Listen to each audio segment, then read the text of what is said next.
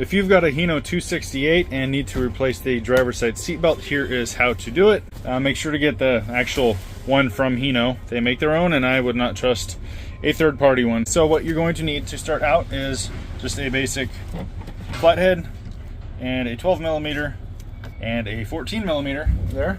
And up top you've got a 14. You just put the screwdriver in there, pop that off. That's nice that that flap actually is part of the assembly there.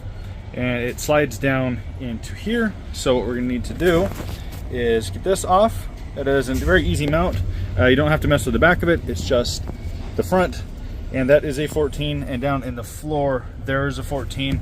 And these handles are 12. And they will have, well, they should have a little door right there that you just pop off. And that's what you need the screwdriver for, really. And so we'll get that off, we'll get this panel off. I spaced on needing to take this apart because you gotta pop this out. So that's 4 Phillips right there. These look like different sizes than each other. So yeah, get those off. And you do need to retain a couple bolts.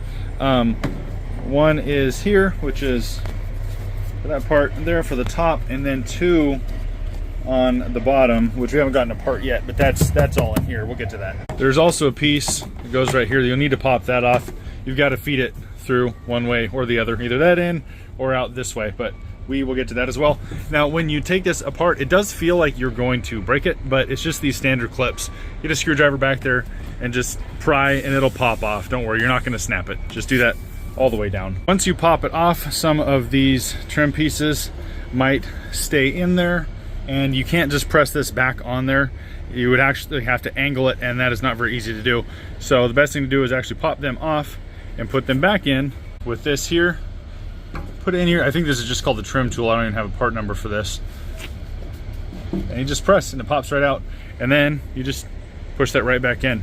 But the bottom here is a couple different sizes. Up here is a 10mm, and down on the bottom we have a 15mm right there. Yeah, so right down there is a 15. And then the top is a 10. And then once you take that off, just go ahead and loop it through here. Just basically mimic how it is. And then we get the panel back on after that. So there's the new one in, and if it does get jammed and it just won't come out, it's sometimes you won't have enough reach on the top to get it all the way there. We do here, but there is a ball. Can't see it on this side, I don't think. Now there's a ball on the other side that's like a leveling ball, and if it's sideways, you can't mess with this at all. So what you do is you push this in slightly or rotate it in a little bit, slowly pull out, and it should pull out and give you enough slack. But if you yank too quick, it's gonna act like a seatbelt should in the case of an accident, and it's gonna seize up on you. So that indicates that it's working. But just pull up slow and it'll give you enough slack for the top, but we do have to feed it through here.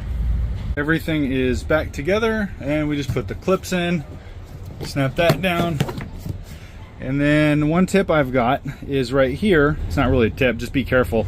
If you drop this in there, you're gonna have to take the whole cover back off, and that's not fun for anybody. So just be careful doing that. If you're really clumsy, you can put some tape in here, I guess. But yeah, just be careful of that. You don't wanna drop it down there and then get lazy and use off the shelf stuff. You wanna use the OEM, everything, the hardware. That's what I always do. And if I get it messed up, I always order back from the OEM.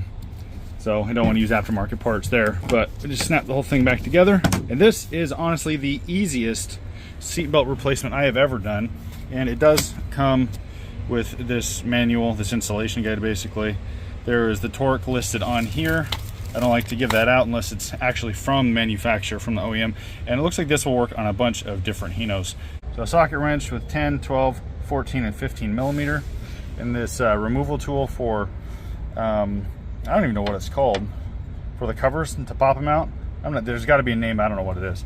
And then a flathead to pop everything apart, and then a Phillips for this. So I hope that helps somebody out and you can save some money doing this yourself. Have a good one. Thanks for watching.